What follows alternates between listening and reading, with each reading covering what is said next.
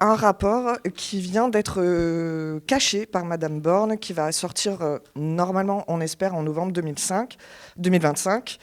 qui avait été commandé par Monsieur Papendiaï et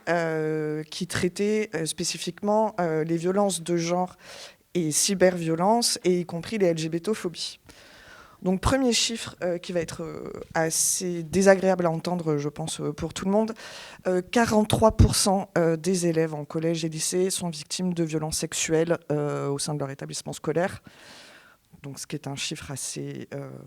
affolant. Et moi, ce qui m'a le plus inquiété en dehors de ce chiffre-là, c'est qu'il n'y a que 13% des élèves de ces victimes qui vont s'adresser à un membre de l'établissement scolaire. C'est-à-dire tous les autres vont aller voir ailleurs parce que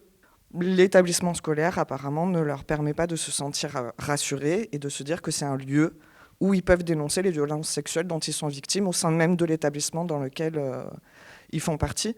Ce que j'ai trouvé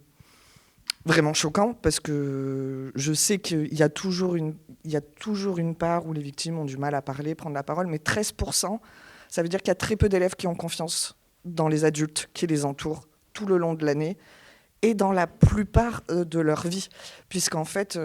les enfants passent en moyenne 8 heures par jour dans l'établissement scolaire, donc c'est les adultes qui voient le plus, et c'est les adultes à qui ils vont le moins se parler. Ce que je trouve inquiétant, et qui, moi, en tant que militant dans des associations LGBT, mais aussi en tant que parent d'élèves, je trouve que ça pose question dans le rapport des élèves aux adultes qui les entourent au quotidien et auxquels ils font face.